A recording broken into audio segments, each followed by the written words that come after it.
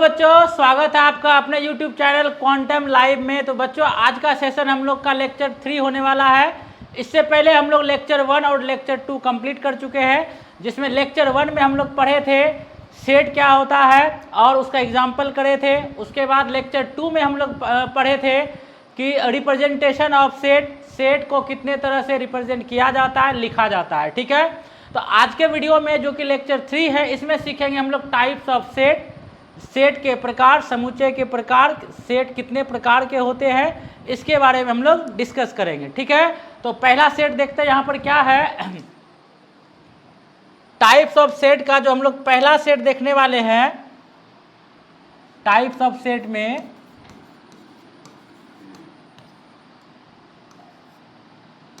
Types of set, इसमें हम लोग पहले सीखेंगे एम्प्टी सेट के बारे में। किसके बारे में? Empty set. अब एम्प्टी सेट को हम लोग और नाम से जानते हैं, इसी को नल सेट भी कहते हैं। ठीक है, इसी को हम लोग जो है वॉइड सेट भी कहते हैं। ठीक है, ठीक है, तो ये चीज है। तो एम्प्टी सेट को बच्चों हम लोग जो है नल सेट, वाइड सेट भी कहते हैं। अब देखिए एम्प्टी सेट होता क्या है।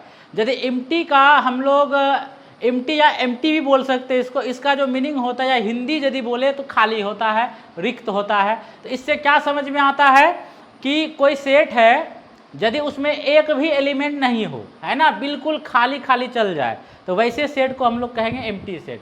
यानी जिस सेट में एक भी एलिमेंट नहीं होगा उसको क्या कहेंगे हम लोग? एम्प्टी सेट कहेंगे। जैसे देखिए, पहले इसको डिफाइन करते हैं, उसके बाद एग्जांपल लेते हैं इसको।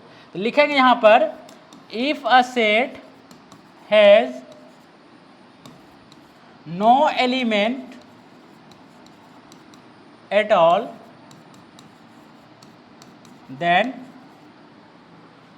then the set is called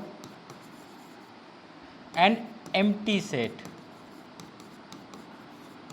ठीक है, अब यहाँ पे एक खास बात आपको ध्यान में रखना है कि एम्प्टी सेट को हमेशा हम लोग जो है फाई से रिप्रेजेंट करते हैं। किससे? फाई से। जहाँ पर भी फाई दिख जाएगा तो समझ जाना है कि वो कैसा सेट है? एम्प्टी सेट है। तो यहाँ पे लिख देते हैं इस बात को, empty set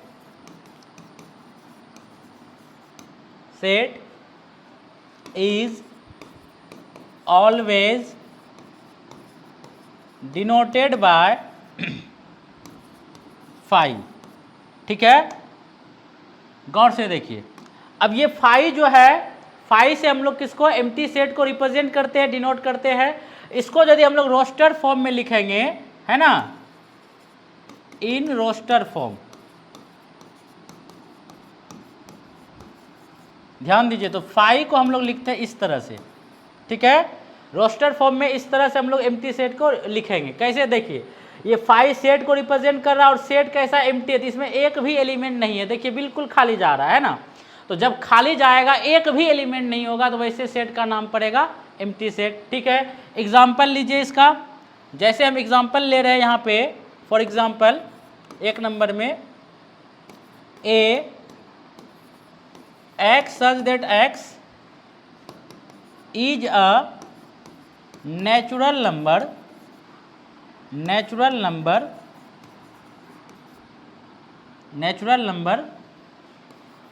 such that x is greater than 5 and less than 6। अब ध्यान से देखिए, यहाँ पे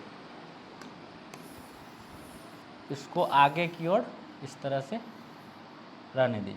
देखिए यहाँ पे क्या बोला है, यहाँ पे कि a जो है वैसे एलिमेंट का सेट है जो कि एक नेचुरल नंबर है, और इस प्रकार है, ऐसा नेचुरल है कि 5 से बड़ा और 6 से छोटा हो। अब जरा सोचिए, 5 से बड़ा और 6 से छोटा यदि बात करें, 5 एक नेचुरल नंबर है, 6 भी एक नेचुरल नंबर है। 5 से बड़ा और 6 से छोटा यदि होगा तो 5 और 6 के बीच में कोई नेचुरल नंबर नहीं होगा। तो कहने का मतलब सेट ए जो है जिसका एलिमेंट कुछ इस प्रकार है कि 5 से बड़ा और 6 से छोटा हो और साथ ही साथ नेचुरल हो, तो संसार में ऐसा कोई नेचुरल नंबर नहीं होता है जो 5 और 6 के बीच में लाई करता है। इसका मतलब ये सेट बिल्कुल खाली जाने वाला है। तो इसको हम लोग क्या लिखेंगे बच्चों, इसको लिखेंगे हम लोग यहाँ पे बिल्कुल जो है ये खाली जाएगा, इसमें एक भी एलिमेंट ऐसा नहीं आएगा जो कि नेचुरल भी हो और साथ ही साथ 5 और 6 के बीच में आएगा। तो इस चीज़ को ऐसे लिखेंगे और फाइनली इसको हम लोग क्या लिखते हैं, फाई लिखते हैं। ठीक है, फाई मतलब क्या होता है, एम्प्टी सेट होता है। ठीक है, और एग्जांपल लीजिए, जैसे 2 नंबर में बी कोई सेट लेते हैं हम लोग, x such that x is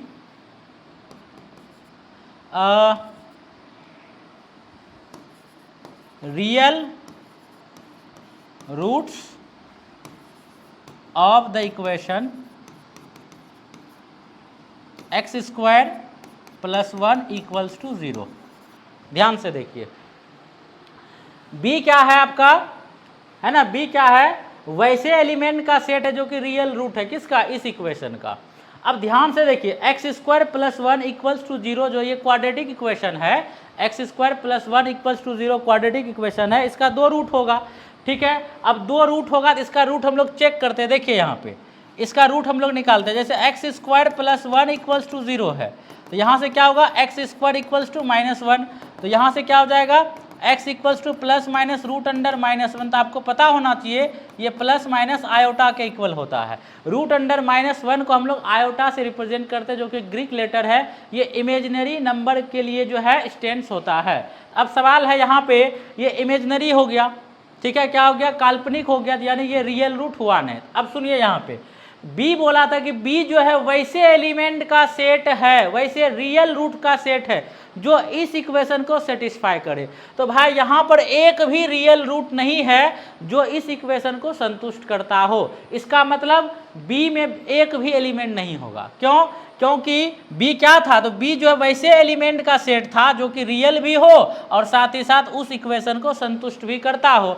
तो उस इक्वेशन को जब सॉल्व किए तो पता चला कि उसका जो रूट है वो इमेजिनरी रूट आ रहा है, काल्पनिक रूट आ रहा है, रियल नहीं आ रहा है। इसका मतलब इस सेट में एक भी एलिमेंट आपको ऐसा नहीं मिलेगा जो रियल नंबर हो और साथ ही साथ उस इक्वेशन को क्या करता हो, संतुष्ट करता हो। तो उम्मीद करते हैं आपका जो है एम्प्टी सेट जो है क्लियर हो गया होगा। वैसा सेट जिसमें एक भी एलिमेंट ना हो, बिल्कुल खाली हो, वैसे सेट को कहेंगे एम्प्टी सेट। ठीक है, उसको हम लोग फाई से रिप्रेजेंट करते हैं। नेक्स्ट है हम लोग का सिंगलटन सेट, है ना। अगला क्या है, सिंगलटन सेट। ध्यान दीजिए, जैसे दूसरा है आपका singleton set, singleton set,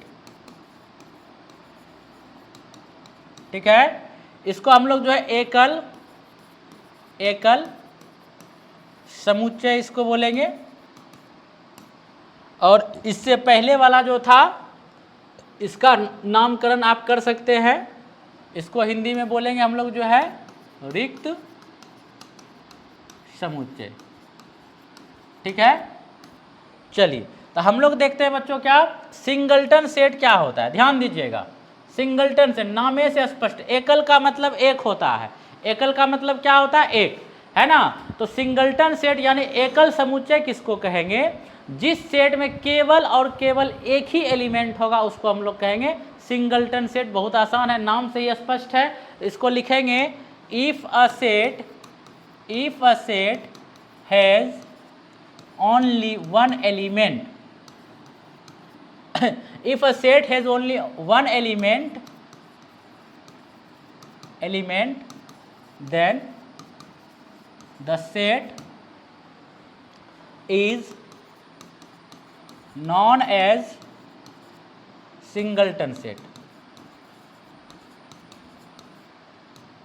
singleton set, ठीक है, जिस सेट में केवल और केवल एक एलिमेंट होगा नूनू उसको क्या कहेंगे हम लोग, सिंगलटन सेट कहेंगे। एग्जाम्पल देखिए, इसका एग्जाम्पल देखिए, जैसे कि एक तो एग्जाम्पल लेते हैं ए, इसमें मात्र एक एलिमेंट 2 लिए। गौर से देखिए, इसमें आपको कितना एलिमेंट है, Na इक्वल्स टू 1, एक एलिमेंट है, तो ऐसे सेट का नाम पड़ेगा सिंगलटन सेट। ठीक है, जैसे हम एक तो जो सेट बिल्डर फॉर्म में एग्जाम्पल लेकर के दिखा रहे हैं, जैसे देखिए मान लीजिए बी कोई सेट है, x such that x belongs to n, x such that x belongs to n and x is greater than 4 and less than 6। ध्यान से देखिए ये है, तो b जो है वैसे एलिमेंट का सेट है, b जो है वैसे एलिमेंट का सेट है जो कि एक नेचुरल नंबर है। कैपिटल N क्या होता है बच्चों? नेचुरल नंबर का सेट, पिछले वीडियो में डिस्कस कर चुके हैं। तो b जो है वैसे एलिमेंट का सेट, x मतलब एलिमेंट होता है, याद रखना है, x क्या होता है? एलिमेंट। तो b जो है वैसे एलिमेंट का सेट है जो कि एक नेचुरल नंबर है और साथ ही साथ इस कंडीशन को संतुष्ट करता हो। कंडीशन क्या है कि 4 से बड़ा और 6 से छोटा। आप ही जरा सोचिए, 4 से बड़ा और 6 से छोटा केवल और केवल एक ही नेचुरल नंबर होता है जो कि 5 होता है। यानी कि इस सेट में हम लोगों को एक एलिमेंट, इकलौता एलिमेंट मिल रहा है क्या? 5। तो एन बी इक्वल्स टू क्या हो गया? 1। तो इसमें आपको कितना एलिमेंट है बच्चों? एक एलिमेंट है। यानी बोला था इसमें कि बी जो है नेचुरल नंबर का सेट है जो कि 4 और 6 के बीच में आता है। तो 4 और 6 के बीच में नेचुरल कौन आता है? 5 आता है, इसलिए इकलौता एलिमेंट इसका क्या हो गया? 5। तो यही कारण है, क्योंकि इसमें एक एलिमेंट है इसलिए ये जो आपका सिंगलटन सेट हो गया। ठीक है, तो उम्मीद करते हैं आपका सिंगलटन सेट भी क्लियर हो गया। जिस सेट में केवल और केवल एक एलिमेंट होगा उसको सिंगलटन सेट बोलेंगे। नेक्स्ट हम लोग देखते हैं 3 नंबर में देखते हैं हम लोग फाइनाइट सेट। ठीक है, इसको हम लोग जो है निश्चित समुच्चय बोल सकते हैं। ठीक है, देखिए फाइनाइट का मतलब क्या होता है? निश्चित। अब निश्चित से सीधा सा अर्थ है कि जिस सेट में एलिमेंट्स की संख्या निश्चित हो। अब इसका मतलब क्या है कि जिस सेट में एलिमेंट को काउंट किया जा सकता है, या इसको ऐसे बोल सकते हैं जिस सेट में सेट का लास्ट एलिमेंट हम लोग को पता हो, है ना, तो उसको बोलेंगे हम लोग क्या? फाइनाइट। यानी कि जिस सेट में एलिमेंट की संख्या निश्चित हो, हम लोग बोल सकते हैं कि इसमें 40, 50, 20, 10 इस तरह से यदि उसमें नंबर ऑफ एलिमेंट्स है तो वैसे सेट को बोलेंगे फाइनाइट सेट। ठीक है, जैसे देखिए यहाँ पर लिखेंगे, इसको डिफाइन कैसे करेंगे? If a set has finite number of elements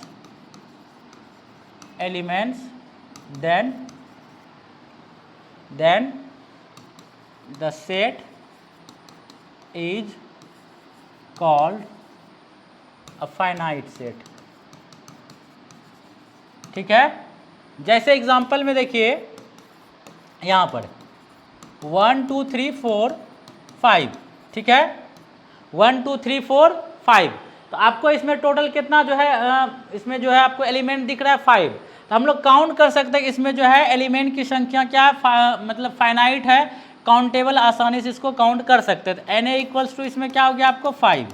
ठीक है, तो जिस सेट में एलिमेंट की संख्या क्या हो? निश्चित हो। निश्चित बोले तो जिसको हम लोग गिन सकते हैं, पता लगा सकते हैं कि इसमें कितना एलिमेंट है, तो वैसे केस में सेट हो जाएगा आपका फाइनाइट सेट हो जाएगा। जैसे देखिए यहाँ पे x such that x belongs to n and x is less than 100। अब गौर से देखिए यहाँ पे ये जो b सेट है आपका क्या बच्चों? तो b जो है वैसे नेचुरल नंबर का सेट है जो कि 100 से छोटा है। अब 100 से छोटा का मतलब क्या हो गया? 100 से छोटा का मतलब हो गया कि इसमें जो आपको एलिमेंट आने वाला नेचुरल है तो 1 से स्टार्ट होगा, 1 2 3 4 इस तरह से, और लास्ट का एलिमेंट आपको 99 रहेगा। ठीक है, इस तरह से, क्योंकि 100 से छोटा नेचुरल बोला है तो 99 तक जाएगा। तो यानी कि इसमें जो एलिमेंट की संख्या क्या है? निश्चित। और एग्जांपल देखिए इसका, जैसे आप देख सकते हैं यहाँ पे एक्स कोई सेट है। ठीक है, तो यहाँ पर ले लीजिए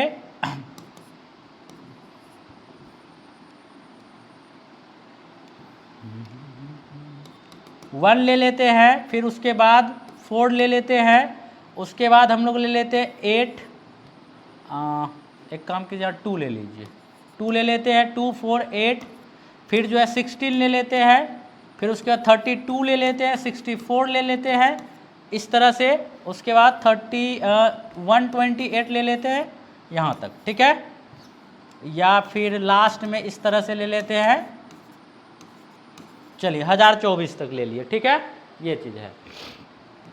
अब गौर से देखिए यहाँ पे, कभी कभी बच्चा कंफ्यूज हो जाता है, बीच में डॉट डॉट है तो ढेर सारा नंबर आया होगा। अरे भाई बीच में डॉट डॉट है, लेकिन लास्ट में देखिए ना, लास्ट में तो उसमें जो है लगाम रेस्ट्रिक्शन डाला गया है ना कि भाई लास्ट में यहीं तक आना है, तो बीच में डॉट डॉट से कोई मतलब नहीं है। हाँ, यदि यहाँ पर यदि कुछ नंबर नहीं रहता और लास्ट में एंड सो ऑन, यानी कि आते रहता आगे नंबर, तो वैसी स्थिति में वो इनफाइनाइट सेट हो जाएगा। तो चूंकि यहाँ पे लास्ट एलिमेंट इसका पता है ना, इसलिए इसको हम लोग फाइनाइट सेट ही कहेंगे। अब गौर से देखिए यहाँ पर इसको क्या लिख सकते हैं, इसका मतलब ये है कि 2 का पावर 1, 2 का पावर 2, 2 का पावर 3, 2 का पावर 4, 2 का पावर 5, ठीक है, 2 का पावर 6, इस तरह से है 2 का पावर 7, और इस तरह से चलते गया 2 का पावर 10, ठीक है। तो 2 का पावर 10 1024 होता है, ठीक है। तो ये हो गया। अब गौर से देखिए कि यहाँ से यदि आप देखिएगा तो 1 2 3 4 5 तो आपको दिख रहा होगा ये 10 नंबर का एलिमेंट है, यानी कि इसमें जो है टोटल कितना एलिमेंट आपको 10 ठो है। तो एलिमेंट की संख्या क्या है, निश्चित है। तो जब किसी सेट में एलिमेंट की संख्या निश्चित होता है तो वैसे सेट को हम लोग क्या बोलते हैं, फाइनाइट सेट बोलते हैं। अब आते हैं हम लोग नेक्स्ट जो है इनफाइनाइट सेट में, 4 नंबर में देखेंगे इनफाइनाइट सेट। इनफाइनाइट सेट अनिश्चित अनिश्चित समुच्चय। तो ठीक उसका उल्टा हो जाएगा, इसमें क्या होगा, एलिमेंट की संख्या जो है वो आपको निश्चित नहीं रहेगा। If a set has infinite number of elements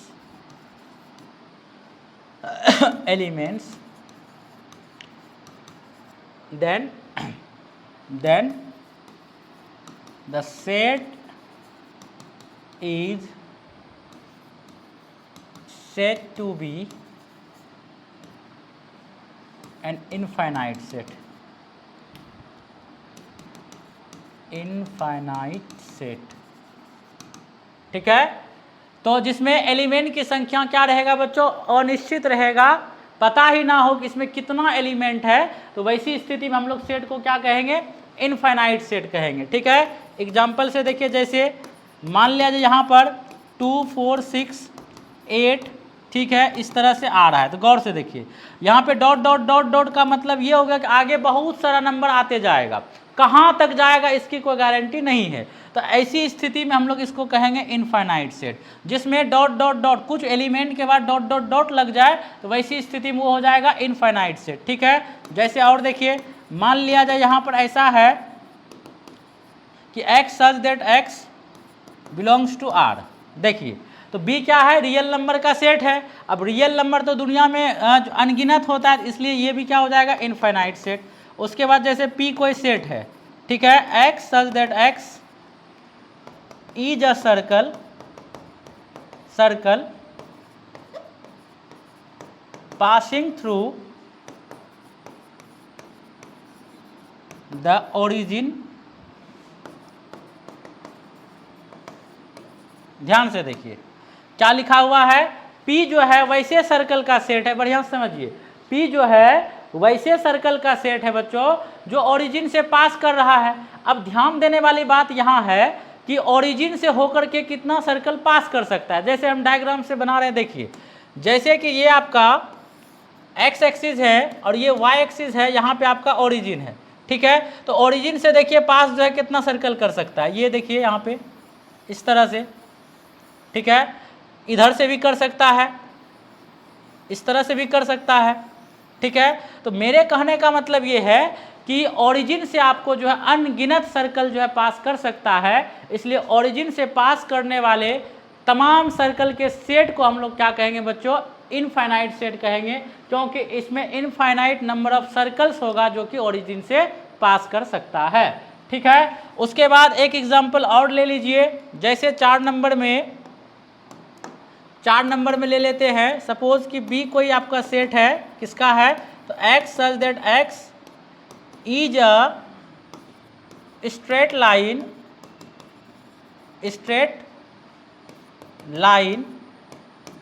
parallel to x axis. देखिए तो यहाँ पर क्या लिखा हुआ है बच्चों कि बी जो है आपका वैसे स्ट्रेट लाइन का सेट है। बढ़िया समझिए, बी जो है आपका वैसे स्ट्रेट लाइन का सेट है जो कि क्या एक्स एक्सिस के पैरेलल है। अब ध्यान से देखिए, डायग्राम से समझिएगा। जैसे मान लिया जाए हम यहाँ पे ये आपका एक्स एक्सिस है और ये वाई एक्सिस है, तो एक्स एक्सिस के पैरेलल बोला है, तो एक्स एक्सिस से पैरेलल देखिए ये लाइन खींच रहे हैं, सारा का सारा लाइन क्या एक्स एक्सिस के पैरेलल है, इधर भी जाएगा, है ना। तो क्या आप बता सकते हैं कि एक्स एक्सिस से पैरेलल खींचा गया जो लाइन का जो संख्या कितना होगा? अनगिनत हम लोग जो है लाइन, स्ट्रेट लाइन खींच सकते हैं। गौर से देखिए डायग्राम से, ये एक्स एक्सिस है आपका, यहाँ पे ओरिजिन है, तो एक्स एक्सिस के पैरेलल आप जो है यानी पॉजिटिव वाई एक्सिस की तरफ और नेगेटिव वाई एक्सिस की तरफ अनगिनत लाइन हम लोग खींच सकते हैं, है ना। किसके पैरेलल? तो एक्स एक्सिस के पैरेलल। तो ऐसी स्थिति में एक्स एक्सिस के पैरेलल लाइन का जो आपका सेट होगा वो क्या हो जाएगा? इनफाइनाइट सेट होगा, क्योंकि एक्स एक्सिस के समांतर यानी कि पैरेलल अनगिनत जो है स्ट्रेट लाइन हम लोग खींच सकते हैं। ठीक है, तो उम्मीद करते हैं आपका इनफाइनाइट सेट भी आपका अच्छे से क्लियर हो गया होगा, समझ में आ गया होगा। ठीक है, नेक्स्ट हम लोग देखते हैं यहाँ पे, जैसे 5 नंबर में इक्वल सेट्स। अब ध्यान देने वाली बात है कि जब बात इक्वल सेट्स की आ जाती है तो यहाँ पर जो है 2 सेट की चर्चा होती है ना। इसको बोलेंगे समान समुच्चय। ठीक है, इक्वल सेट जैसे बोले, अब आप ही जरा सोचिए कि किसी को भी यदि किसी के इक्वल कहेंगे तो वहाँ कंपैरिजन के लिए 2 शख्स चाहिए कि नहीं चाहिए? तो यदि एक सेट ए है और उसको यदि कहेंगे कि ये किसी दूसरे सेट के इक्वल है, तो यानी कि दूसरा सेट हमको रखना होगा। तो इसलिए जब भी इक्वल सेट की बात आएगी तो कम से कम 2 सेट होना चाहिए, है ना। तो कम से कम 2 सेट होना चाहिए, यानी कि 2 सेट इक्वल कब कहलाएगा बच्चों? जब दोनों में एग्जैक्ट सेम एलिमेंट रहेगा। यानी ए और बी यदि 2 सेट है ना, ए और बी यदि 2 सेट है तो ए और बी को इक्वल सेट तब कहेंगे जब सेट ए और सेट बी में एग्जैक्ट सेम एलिमेंट होगा, सेम एलिमेंट होगा। ठीक है, जैसे मान लिया जब हम कहेंगे कि 2 आदमी 2 अलग अलग शख्स है, लेकिन वो जो है कोई गैर नहीं बल्कि सेम है। अब सेम कैसे होगा? जब दोनों व्यक्ति का सारा नयन, अक्षर, गुण, अवगुण सब कुछ मैच करेगा, तभी जाकर के क्या बोलेंगे? दोनों इक्वल है, कोई अलग नहीं है ना। जैसे यहाँ पर देखिए इक्वल सेट को कैसे लिखेंगे हम लोग? If A and B 2 non empty sets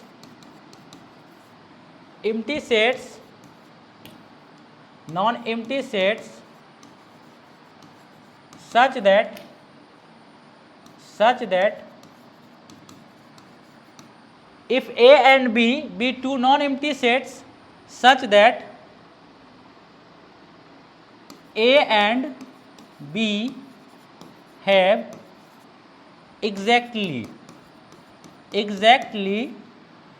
same elements,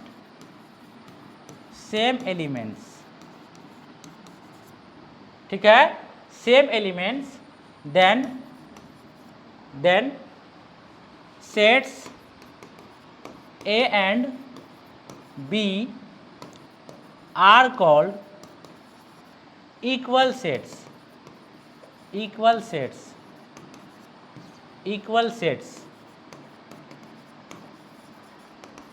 which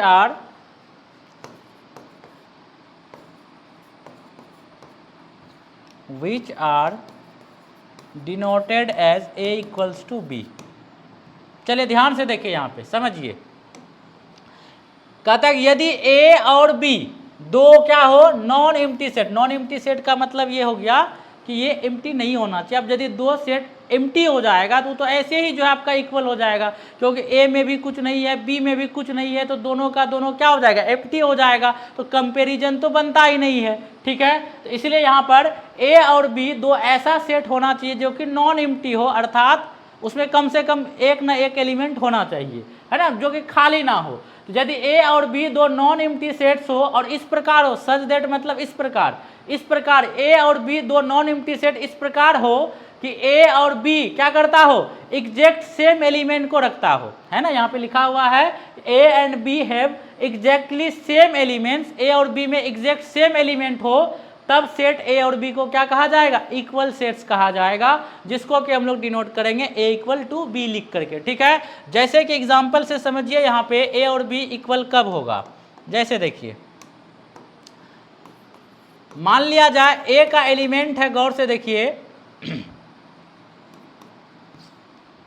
1 2 3, ठीक है, यह है ए, और बी मान लिया जाए ऐसा है B x such that x belongs to w such that, या such that के जगह पर आप n भी लिख सकते हैं इस तरह से कि x जो है 0 से बड़ा है और 4 से छोटा है। देखिए गौर से, ठीक है। a का जो एलिमेंट देखिए बच्चों क्या 1 2 3 है ना, a में आपको 1 है 2 है 3 है, a में आपको कौन कौन है 1 है 2 है 3 है। अच्छा b क्या है, तो b आपका होल नंबर का सेट है। देखिए यहाँ पे w मतलब होल नंबर, पिछले क्लास में बता चुके हैं। तो b क्या है, आपको होल नंबर का सेट है, और कैसा होल नंबर है, जो 0 से बड़ा और 4 से छोटा। अब 0 से बड़ा 4 से छोटा होल नंबर कौन होगा, 1 2 3 न होगा, है ना। इसका मतलब b का जो एलिमेंट है वो भी क्या है आपको 1 2 3 है। तो ये आपको सेट बिल्डर फॉर्म में लिखा गया है, और ये क्या हो गया आपका रोस्टर फॉर्म में। तो रोस्टर फॉर्म में होता क्या है कि एलिमेंट क्लियर रूप से दिखता है, ठीक है, और ये जो होता है आपका सेट बिल्डर फॉर्म वो स्टेटमेंट के फॉर्म में लिखा हुआ रहता है। तो इसलिए थोड़ा सा इसी वजह से set builder form roster form के कंपेयर में थोड़ा सा टफ हो जाता है बच्चों को समझने में, लेकिन थोड़ा सा ध्यान देने पर वो आसान हो जाता है। देखिए यहाँ पे साफ साफ लिखा हुआ है बी क्या है, तो बी आपका होल नंबर का सेट है ना, और कैसा, तो 0 से बड़ा और 4 से छोटा। इसका मतलब 1 2 3 जो है इसका भी एलिमेंट हो जाएगा। अब ध्यान से देखिए ए में भी वही 1 2 3 है और बी में भी वही 1 2 3 है। इसका मतलब क्या हो गया, ए और बी में एग्जैक्ट सेम एलिमेंट है, इसलिए यहाँ पर ए इक्वल्स टू क्या हो गया, बी हो गया। यानी कि ए जो सेट है वो बी के क्या हो जाएगा, आपका इक्वल हो जाएगा, ठीक है। जैसे इसमें एक एग्जाम्पल और देख लेते हैं, उसके बाद आगे बढ़ेंगे हम लोग।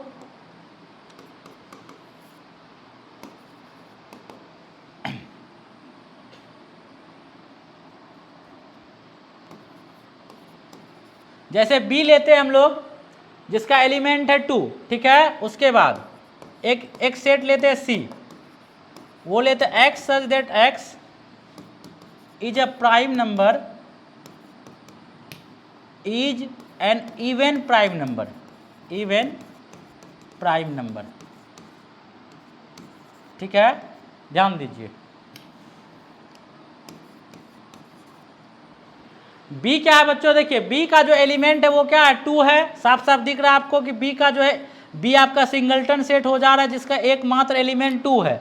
अच्छा c के बारे में देखिए क्या, c जो है वैसे एलिमेंट का सेट है, c जो है वैसे एलिमेंट का सेट है जो कि इवन है और प्राइम नंबर है। अब बताइए इवन मतलब हो गया सम और प्राइम नंबर मतलब हो गया अभाज्य, है ना, अभाज्य संख्या, ठीक है।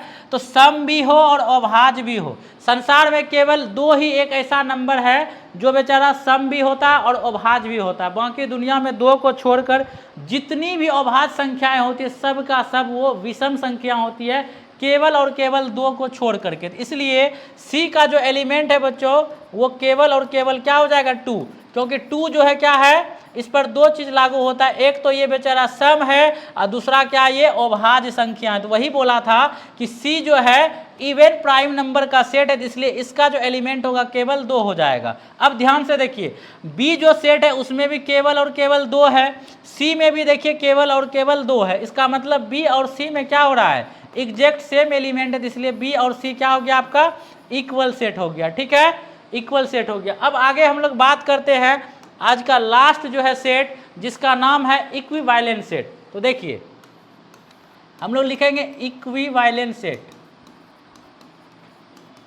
सेट्स, इसको हिंदी में हम लोग बोलते हैं समतुल्य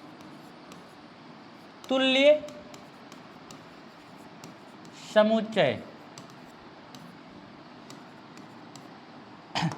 देखिए ये भी थोड़ा सा जो इक्वल सेट से मिलता जुलता थोड़ा सा डिफरेंट है। इसमें देखिए जैसे कि ए और बी, इसमें भी दो सेट लेंगे। If A and B B two non empty sets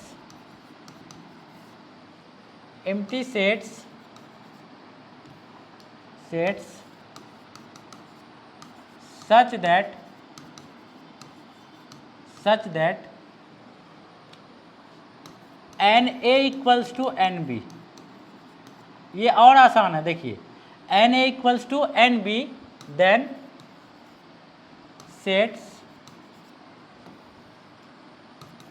the sets A and B are called equivalent sets।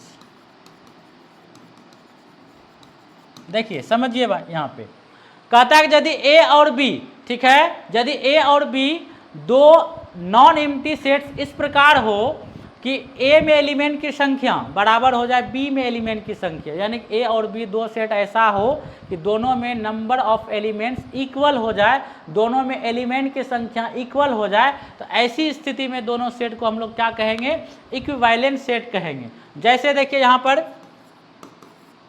ए में आपको है 1 2 3, ठीक है, तो आप गौर से देखिए, यानी कि ए में कितना एलिमेंट हो गया? 3 एलिमेंट हो गया, 3 एलिमेंट है।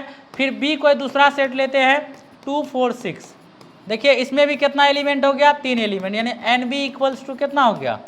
3 हो गया। तो गौर से देखिए ए में एलिमेंट की संख्या 3 है और बी में भी एलिमेंट की संख्या कितनी है? 3 है। दोनों में नंबर ऑफ एलिमेंट सेम है, तो इसीलिए यहाँ पर जो है ए जो है क्या हो जाएगा? इज इक्विवेलेंट टू बी, ठीक है। तो ये हो गया सिंपल सा है इसमें कि दो सेट इक्विवेलेंट तब होगा जब दोनों में नंबर ऑफ एलिमेंट्स क्या हो जाए? सेम हो जाएगा, ठीक है। तो ये कुछ हम लोग का जो है सेट से रिलेटेड टाइप्स था, है ना। आज के वीडियो में हम लोग देखें types of set. Next video में हम लोग इससे जस्ट आगे लेकर के आएंगे, प्रॉपर सेट क्या होता है, सबसेट क्या होता है, पावर सेट क्या होता है, ठीक है। आप लोग अच्छे से रिविजन कर लेंगे। मिलते हैं नेक्स्ट वीडियो में, तब तक के लिए धन्यवाद।